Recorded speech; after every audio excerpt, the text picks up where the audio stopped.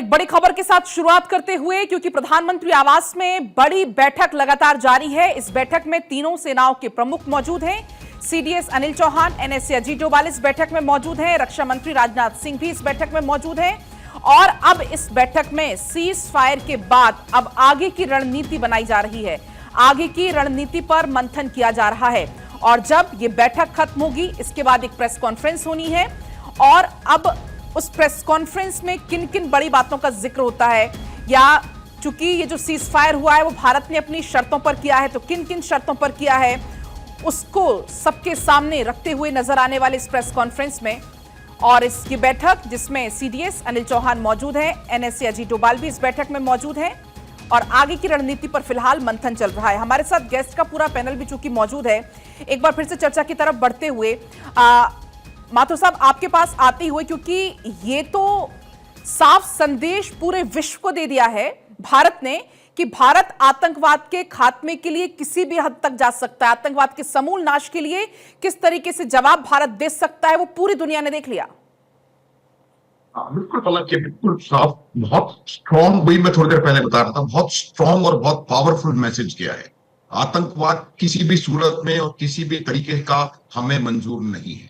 दूसरा सबसे बड़ा संदेश क्या है, जो कि हमने ये कह दिया है कि आतंकवाद का अगर कोई भी जरा सा भी किस्सा होगा, that will be dealt with severely. हमने ये करके बता दिया, उनके ऊपर हमला करके दिखा दिया। और जो तीसरी बात है वो ये है कि हम किसी भी हद तक अपनी देश की सुरक्षा करने के लिए जाने को तैयार हैं। पाकिस्तान आर्मी, पाकिस्तान का एस्टेब्लिशमेंट और पाकिस्तान का आतंकवाद के साथ कनेक्शन बहुत बुरी तरह से एक्सपोज हो गया है। आज पूरी दुनिया इस बात को जानती है कि पाकिस्तान किस तरह से टेररिज्म के साथ जुड़ा हुआ है। इन्हीं दिनों की वजह से 22 तारीख के एक्टिविटी के बाद ही वो इंटरव्यू आया है पाकिस्तान के एक्सटर्नल डिफेंस मिनिस्टर का, जहां उन्होंने कहा कि हम 30 साल से आतंकवाद को पाल रहे हैं और हम ये कर रहे हैं वो।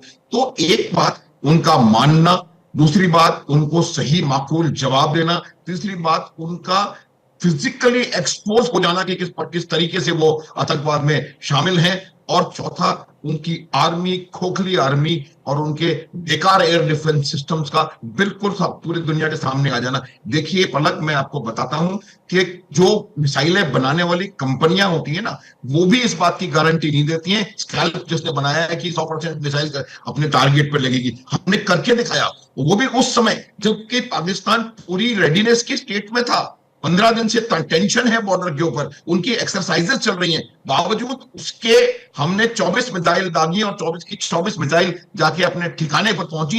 ये बहुत बड़ा मैसेज पाकिस्तान की आर्मी को और ये बहुत बड़ा मैसेज पाकिस्तान के एस्टेब्लिशमेंट को गया था। यही वजह है कि पाकिस्तान आर्मी मेरे हिसाब से एक तरीके का सरेंडर है। उनके डीजीएमओ ने हमसे बात करी है, इसमें भी कोई संदेह नहीं होना चाहिए। तो मेरा ये मानना है कि इस पूरे एपिसोड के बाद भारत की अंतरराष्ट्रीय छवि डिप्लोमेटिकली और मिलिटरीली, स्ट्रेटेजिकली, इकोनॉमिकली कहीं ना कहीं बहुत ज्यादा उच्च करके सामने, ये मेरा अपना विचार है। कई लोगों को अलग इसमें वो। और दूसरी बात यह है कि हमने ये बता दिया है पाकिस्तान को कि अब जो होगा वो हमारी शर्तों पे होगा। और मैं फिर इस बात को रिपीट करता हूं पलक कि ये सीज फायर है, सीज फायर एग्रीमेंट नहीं है। जब सीज फायर एग्रीमेंट आएगा तब आप देखेंगे कि किस प्रकार से हमने अपनी शर्तों के जाल में पाकिस्तान को बुन करके उनको उनकी जगह दिखा दी है। पलक, ये एक मेरा मानना है कि एक अच्छी हमारी विजय रही है। और हमें इसको बजाय इसके कि हम इसके ऊपर चारों तरफ से हमला करने का प्रयास करें और ये करें कि हम क्यों रुक गए, ये हो गया वो हो गया, ये सब चीज स्ट्रेटेजिकली सोच समझ के की गई है और बहुत स्ट्रॉन्ग मैसेज गया है। और सबसे बड़ा मैसेज जो और गया है पलक को मैं बताता हूं कि हमने ये भी कह दिया है दुनिया को कि हम युद्ध नहीं चाहते, हम बुद्ध के देश वाले हैं, लेकिन आपका अगर टेररिस्ट के साथ कोई कनेक्शन होगा तो उस टेररिस्ट के कनेक्शन को हम अपने तरीके से नेस्त नाबूद करेंगे। और हुआ भी वही, पाकिस्तान को उसी की भाषा में जवाब दिया गया। वो पाकिस्तान जो कि हर मोर्चे पर विफल होता रहा, इसके बाद भी हमने देखा था किस तरीके से अलग अलग झूठ फैला रहा था, एक प्रोपेगेंडा फैला रहा था। हर झूठ को एक्सपोज भी किया कि आर्मी की तरफ से जब जब प्रेस कॉन्फ्रेंस हुई। आलोक सर आपके पास आती और ये समझना चाहेंगे, जो सीज फायर हुआ या हम बीते कुछ दिनों पर अगर हम नजर डालें तो इसमें हमने देखा कि भारत तो हर एक मोर्चे पर सफल रहा, चाहे हम S-400 को देख लें, कितना खूबसूरती से उसने काम किया, लेकिन पाकिस्तान जो कि हर मोर्चे पर विफल हुआ, पाकिस्तान को इससे क्या मिला? देखिए, पाकिस्तान को इससे ये मिला और वो हमारी एक सीख भी है जी। हमें जरूरत से ज्यादा अमेरिका पर डिपेंडेंट नहीं रहना है। पाकिस्तान को अमेरिका ने जरूर एक बेल आउट दिया है। मैं आपको बताऊं भीतर की बात, ये जो 1.3 बिलियन बेल आउट जो IMF ने लोन दिया, भारत ने इसका पुरजोर विरोध किया था। लेकिन हुआ क्या, IMF लोन के समय जब वोटिंग होती है तो वोटिंग में जो वोट का जो पावर होता है, वो जो देश जितना अनुपात में IMF में कंट्रीब्यूट करता है उस हिसाब उसके वोट की उतनी ही पावर गिनती होती है। जैसे अमेरिका के एक वोट की पावर जो है वो करीब 16% से थोड़ा ज्यादा है। बाकी जाते हैं जो दूसरे इकोनॉमिकली पावरफुल कंट्रीज हैं, जैसे चीन है, जापान है, जर्मनी है, इनका वोट परसेंटेज 5% के आसपास माना जाता है। तो अमेरिका और जो पश्चिम देश जब एक बार किसी पर मोहर लगाने के लिए अपना वोट देते हैं तो उनका वोट परसेंटेज, वोट पावर ही इतनी ज्यादा हो जाती है कि वो डिसाइड कर देते हैं कि किसको देना है, किसको नहीं देना है।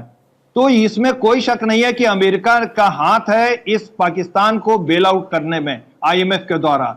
और हमको ये एक सबक लेना पड़ेगा कि अमेरिका से ठीक है हम हथियार लें, ट्रंप हमारे दोस्त हैं, हमारे साथ अच्छा व्यवहार कर रहे हैं, ठीक है, लेकिन हमें थोड़ा सा सचेत रहना पड़ेगा और हमें रूस को और पुतिन को मजबूती से पकड़ के रखना पड़ेगा। इस पूरे एपिसोड में मुझे तो लग रहा है कि भारत को ये सीख लेनी चाहिए। जी हाँ, बिल्कुल, भारत को ये सीख लेना जरूरी भी है। संजीव सर, आपके पास आते हुए, क्योंकि इस पूरे एपिसोड को अगर हम देखें कि जब यहां पर पाकिस्तान की तरफ से नापाक हरकतें बार बार की जा रही थी, उस दौरान हमने देखा सर कि चीन बहुत खुलकर ऐसे सामने नहीं आया पाकिस्तान के कि भाई हम पाकिस्तान के साथ हैं, लेकिन जैसे ही सीज फायर हुआ उसके बाद चीन ने यह कहा कि हम पाकिस्तान के साथ हैं।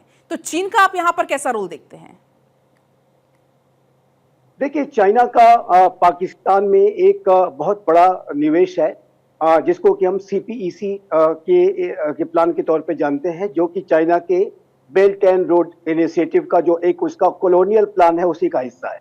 और चाइना मेरे असेसमेंट के मुताबिक भविष्य में पाकिस्तान को एक उपनिवेश के तौर पर विकसित कर रहा है। और पाकिस्तान के ये जो लीडर्स हैं वो इस बात को नहीं समझ पा रहे हैं।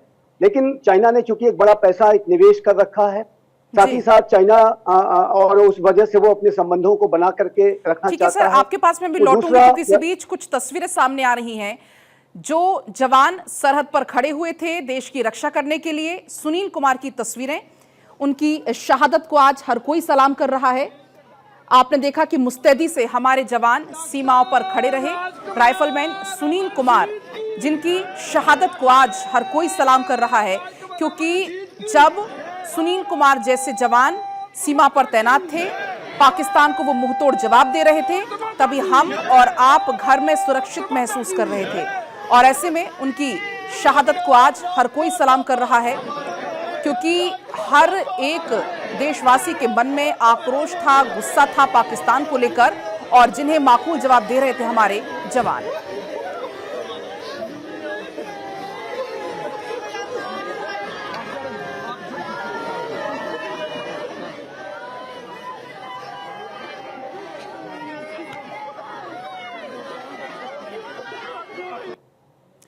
तो ये तस्वीरें आपने देखी, जम्मू से हमने आपको दिखाया रोता बिलखता हुआ परिवार। यहां पर आपने इन तस्वीरों में देखा उनकी शहादत को हर कोई आज नम आंखों से सलाम कर रहा है, उन्हें अंतिम विदाई देता हुआ ये पूरा परिवार। और हमारे साथ चूंकि पूरा गेस्ट का पैनल भी इस वक्त मौजूद है, अभी हम चर्चा भी कर रहे थे जिस तरीके से पाकिस्तान जो कि अपनी नापाक हरकतें बार बार कर रहा है। सर, संजीव सर, आप अपनी बात पूरी करिएगा। जी, सबसे पहले तो मैं यहाँ पर हमारे जो सेना के जो जांबाज जवान सुनील कुमार जी की शहादत पे मैं उनको नमन करता हूँ। उन्होंने राष्ट्र के लिए अपने प्राणों की आहुति दी है और ये व्यर्थ नहीं जाएगा, इस बात का उनके परिवार को पूरा भरोसा रखना है और हम सभी पूरा राष्ट्र उनके साथ खड़ा है। इतना कहने के बाद जो आपने सवाल किया था मैं उस पर आता हूँ। देखिए, चाइना का जो एक बहुत ही गहरा इंटरेस्ट पाकिस्तान में है और वो चाइना पाकिस्तान के माध्यम से भी भारत को घेरने की, भारत पर दबाव बनाने की कोशिश के तहत भी वो पाकिस्तान के अपने संपर्कों को बनाए रखना चाहता है।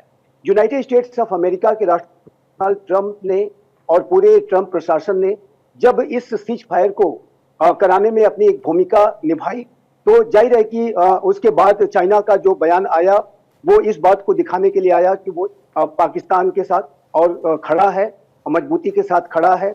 ये चाइना इस माध्यम से अपने प्रेजेंस को, अपनी महत्ता को पाकिस्तान के अफेयर्स में फिर से री एम्फसाइज करने के लिए उसने ये बयान दिया। और भारत से भी संपर्क हुआ, भारत से भी बात हुई, लेकिन पाकिस्तान के साथ खड़े होने का जो चाइना का जो कमिटमेंट था वो अमेरिका के प्रोएक्टिव अप्रोच के बाद आया, जो कि इस बात को दर्शाता है कि चाइना और अमेरिका की जो कंटेस्टेशन है, जो उसकी राइवलरी है, वो पाकिस्तान में अपने इन्फ्लुएंस को बढ़ाने को लेकर के भी है। और लेकिन जो पाकिस्तान के जो हुक्मरान है वो जाहिर है कि अपने राष्ट्र के हितों को तो सेकेंडरी रखते हैं, अपने वेस्टेड इंटरेस्ट को पहले रखते हैं, और उनका व्यवहार बहुत अवसरवादी रहता है। इसी वजह से कभी वो अमेरिका के खेमे में जाके बैठ जाते हैं, कभी वो चाइना के खेमे में जाके बैठ जाते हैं, और उसका उनके जो अपने राष्ट्र का जो हित है वो पूरी तरीके से गौण रह जाता है, उनके अपने व्यक्तिगत स्वार्थ सिद्ध होते हैं। तो ये चाइना के संदर्भ में ये मैं देखता हूं। जहां तक यूनाइटेड स्टेट्स ऑफ अमेरिका की आपने पहला एक प्रश्न पूछा था आलोक सहाय जी से, तो मैं इसमें ये कहना चाहता हूं कि भारत की जो, चाहे वो अमेरिका हो, चाहे वो रशिया हो, चाहे वो विश्व की कोई भी महाशक्ति हो, सभी के साथ एक पार्टनरशिप है। हम किसी अलायंस के रिलेशनशिप पे नहीं है। और हमने बार बार इस बात को अमेरिका को भी बताया है, अन्य महाशक्तियों को भी बताया है कि जो भारत भी जो भी निर्णय लेगा उसमें अपनी स्ट्रेटेजिक ऑटोनॉमी को हम मेंटेन करके चलते हैं। हम अपने निर्णय स्वयं लेते हैं, न कि किसी के डिक्टेशंस के आधार पर लेते हैं। सुनते सबकी हैं, मल्टी अलाइनमेंट की पॉलिसी अब बन गई है। पहले हम अपने निर्णय खुद लेते हैं और उसके बाद फिर हम जरूर जो हमने निर्णय लिया उसकी जानकारी देते हैं। आपके पास लौटेंगे कि अक्षय हमारे साथ इस बीच जुड़ गए हैं। अक्षय, जल्दी से आपसे अपडेट हम लेना चाहेंगे क्योंकि ये बड़ी बैठक चल रही है पीएम के साथ।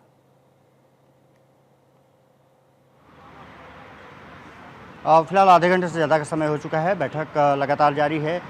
रक्षा मंत्री राजनाथ सिंह को एक कार्यक्रम में शिरकत करना था, लेकिन अब वो भी कार्यक्रम पोस्टपोन किया जा चुका है क्योंकि प्रधानमंत्री की अध्यक्षता में जो बैठक हो रही है राजनाथ सिंह उसमें शामिल हैं। वर्चुअली राजनाथ सिंह जुड़ेंगे। उद्घाटन समारोह में ब्रह्मोस से संबंधित वो कार्यक्रम रखा गया है। डिफेंस सिस्टम को मजबूत करने के लिए कार्यक्रम रखा गया है। योगी आदित्यनाथ उसमें शिरकत करेंगे। सबसे बड़ी बात यह है कि अब ये बैठक आधे घंटे से ज़्यादा का समय हो चुका है। माना जा रहा है कि आगे की रणनीतियों को लेकर के ये बैठक बुलाई गई है। सीज फायर अभी लागू है। कल डीजीएमओ पाकिस्तान डीजीएमओ के साथ बातचीत करेंगे। उससे पहले प्रेस कॉन्फ्रेंस होनी है, उस पर भी नज़र ज़रूर सभी की होंगी। लेकिन तीनों सेनाओं के साथ, अजीत डोभाल के साथ ये बैठक चल रही है। रात में किस तरह से पाकिस्तान ने सीज फायर का उल्लंघन किया और उसके बाद किस तरह से बॉर्डर पर शांति की स्थिति है, किस तरह से कोऑर्डिनेशन अभी चल रहा है, उन तमाम चीज़ों पर यह समीक्षा बैठक बुलाई गई है। ये माना जा रहा है कि सीमा पर जैसे जैसे शांति होती जाएगी वैसे वैसे ऑपरेशंस को भारत अपने अलग लेवल पर लेता जाएगा।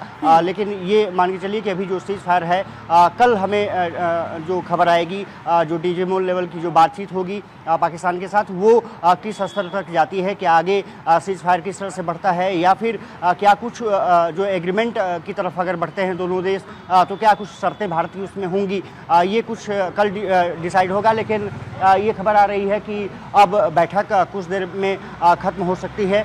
लगभग 40 मिनट के आसपास का समय हो चुका है। हलचल थोड़ी सी प्रधानमंत्री आवास पर अब बढ़ने लगी है। ये माना जा रहा है कि बैठक कुछ देर बाद खत्म हो जाएगी, क्योंकि समीक्षा बैठक बुलाई गई थी। बॉर्डर जो रीजन है उस पर की सिक्योरिटी किस तरह से टाइटेंड अभी की गई है, आप नजर और अगर रखिएगा पाकिस्तान और क्योंकि हरकतें करता है किसी भी तो वक्त ये बैठक खत्म हो सकती है। आपके पास भी लौटेंगे, लेकिन माथुर साहब आपके पास आते हुए कि ये जो सब कुछ हुआ भारत की कितनी बड़ी रणनीतिक जीत है, क्योंकि भारत ने पाकिस्तान को हर एक मोर्चे पर घेरा, चाहे वो सैन्य हो, चाहे वो नैतिक हो, चाहे वो रणनीतिक हो, किसी हर एक मोर्चे पर घेर कर, क्योंकि भारत ने पाकिस्तान को जवाब दिया। पलक, ये बात मैं पहले भी कह चुका हूं, ये निश्चित रूप से एक बहुत बड़ी हमारी भारत की रणनीतिक और कूटनीतिक जीत है। इसमें कोई संशय नहीं है। आपको कई किस्म के इसमें वेरिएंट्स लोगों की बातें सुनने को मिलेंगी। वो भावना के ऊपर से होता है। ये जो रिटॉरिक्स होते हैं, रिटॉरिक्स पर अंतरराष्ट्रीय रिलेशंस निर्भर नहीं होते हैं। रिटॉरिक्स से आप सिर्फ और सिर्फ आतंकवाद कर सकते हैं। तो मेरा यह मानना है कि एक बहुत बड़ी कूटनीतिक जीत है। उसकी मैं वजह आपको बताता हूं। आप एक चीज को और समझने का प्रयास करें। क्या ये सिर्फ भारत और पाकिस्तान के बीच में स्टैंड ऑफ था? मेरा यह मानना है कि इसमें और भी बहुत सारे प्लेयर थे। ये भारत का जो जो जो जो हमारा हमारा हम भारत से जो लड़ रहे थे, वो पाकिस्तान प्लस तुर्की प्लस चीन plus US deep state plus India के अंदर जो पाकिस्तान के समर्थक है वो, और बांग्लादेश कहीं ना कहीं किसी रोल में उन्होंने कहा था कि अगर भारत पाकिस्तान पे हमला करता है तो हम नॉर्थ ईस्ट ऑफ इंडिया को कब्जा कर लेंगे, ये कर लेंगे, वो कर लेंगे। तो मेरा ये मानना है कि ये इसको इस परिप्रेक्ष्य में देख करके भी पलक और बड़ी जीत मानना चाहिए, क्योंकि हमने इतने सारे लोगों के एक कॉन्ग्लोमरेट को हमने कहीं ना कहीं कूटनीतिक, आर्थिक और स्ट्रेटेजिक रूप से, सामरिक रूप से इनको मात दी है। ये मुझे लगता है कि हमें इस बात को समझना चाहिए। लेकिन एक बात मैं और बता दूं कि पाकिस्तान जो है वो आसानी से समझता नहीं है। और पाकिस्तान नहीं, जो पाकिस्तान की सेनाएं हैं वो एक रोग आर्मी है, वो एक रेडिकलाइज्ड आर्मी है, आतंकवादी आर्मी है। तो इसमें क्या होता है कि इनसे कुछ भी उम्मीद की जा सकती है। इसलिए आप देखेंगे इस बैठक का जो आउटकम निकलेगा और उसके बाद जो आर्म्ड फोर्सेस की प्रेस ब्रीफिंग होगी, उसमें आप ये बात जरूर सुनने को आएगी हमारे लिए कि हम पूरी तरह तैयार हैं और कोई भी जरा सा भी उन्होंने कुछ भी करने का प्रयास किया तो उनको पूरी तरह से जवाब दिया जाएगा। बिल्कुल। और ये तो भारत डे वन से ही कह रहा है कि उनको उसी की भाषा में और वैसे ही जवाब दिया जाएगा। आपके पास लौटेंगे आलोक सर, आपके पास आती हूं, क्योंकि अब नजर है कल जो बैठक होने वाली 12 मई को 12 बजे का समय तय कर लिया गया जब ये बैठक होगी। अब क्या होगा इस बैठक में आगे, क्या लगता है सर आपको? देखिए, इस समय तो डी एस्केलेशन की ही बात होगी और दोनों देश आपस में मिलकर के बात करेंगे कि हमें शांति बनाई रखनी है। इसमें कोई शक नहीं है, बात यही होगी और कुछ दिनों तक शांति रहेगी। लेकिन ये कितने दिनों तक शांति रहेगी, मुझे तो ज्यादा इसमें उम्मीद नजर नहीं आती है। मैं साफ साफ बोल रहा हूं, क्योंकि पाकिस्तान में जिस तरह से आतंकवादी वहां के पूरे तंत्र में घुस गए हैं, पूरी आतंकवादी मेंटालिटी वहां की सेना की हो चुकी है। आपने देखा कि सीज फायर के बाद भी सेना ने कैसे ही 4 घंटे के बाद उसका उल्लंघन शुरू कर दिया। वो सरकार की भी नहीं मान रहे थे, ट्रंप की भी नहीं मानने को तैयार थे। तो ऐसे देश से आगे क्या उम्मीद की जा सकती है? मुझे तो कोई आशावादी दिन आगे आने वाले दिन में नहीं लग रहा है। पाकिस्तान सिर्फ एक ही भाषा समझता है। दूसरी पलक जी, मैं बात बताना चाहूंगा कि इस पूरे युद्ध जो थोड़ी झड़प, मैं इसको संपूर्ण युद्ध तो नहीं कहूंगा, बट जो भी ऑपरेशंस हुआ है इतने दिनों तक, उसमें एक बात बिल्कुल साफ हो गई है कि भारत के पास जो आर्म्स एंड एमुनिशन है और पाकिस्तान के पास जो उसके काउंटर पार्ट्स हैं, उसमें भारतीय आर्म्स एंड एमुनिशन काफी सुपीरियर है। बिल्कुल, पाकिस्तान तो उनके आगे सर कहीं भी नहीं लग रहा। जी सर, समय की थोड़ी सी कमी है। छोटा सा एक रिएक्शन में संजीव सर से भी लेना चाहूंगी, क्योंकि सर हमने देखा कि किस तरीके से भारत ने कंट्रोल्ड वे में आगे बढ़ा और उसी तरीके में जवाब दिया, तो उससे कहीं ना कहीं अंतरराष्ट्रीय स्तर पर भारत ने और समर्थन जुटाया है। जी, ये आपने बहुत ही अच्छा प्रश्न किया है। भारत की जो क्रेडिबिलिटी इससे निसंदेह बढ़ी है। भारत का जो पूरा रिस्पांस रहा है वो बहुत ही ज्यादा मेजर्ड रहा है। बहुत ही ज्यादा हमने नॉन एस्केलेटरी तरीके से इसको किया और एक रोबस्ट कार्रवाई भी की। भारत का जो रिस्पांस है हमारी सेनाओं की बहुत बड़ी सफलता है और सेनाओं ने चाहे वो कॉम्बैट के ऑपरेशन करने का जो की कार्रवाई की, हमने 9 स्थानों को सटीक तरीके से हिट किया और 100% सफलता हासिल की। और जो आत्मरक्षा का, जब डिफेंस का समय आया, तो ऐसे में हमारे एयर डिफेंस सिस्टम्स ने और हमारे सारे इक्विपमेंट्स ने, एंटी ड्रोन सिस्टम्स इत्यादि ने, सभी ने बहुत ही शानदार परफॉर्मेंस किया और हमने अपनी जो पूरे रिस्पांस को बहुत ही मेजर्ड रखा है, प्रोपोर्शनेट रखा है, क्रेडिबल रखा है, रिस्पॉन्सिबल रखा है। और ये जो मैसेज है हमने पूरे विश्व को भी दिया कि हमारी जो कार्रवाई थी आतंकवाद विरोधी कार्रवाई थी। हम युद्ध में नहीं जाना चाहते थे, लेकिन क्योंकि हम युद्ध की धरती है, हम युद्ध की धरती नहीं है और हमारा मकसद सिर्फ और सिर्फ आतंकवाद का खात्मा करना। वजह यही रही कि हर एक एक्शन का हमने जवाब दिया और इसके बाद पाकिस्तान गिड़गिड़ाता नजर आया, नतमस्तक होता नजर आया भारत के सामने। फिलहाल बहुत शुक्रिया आप सभी का भारत 24 साथ जुड़ने के लिए, बातचीत करने के लिए।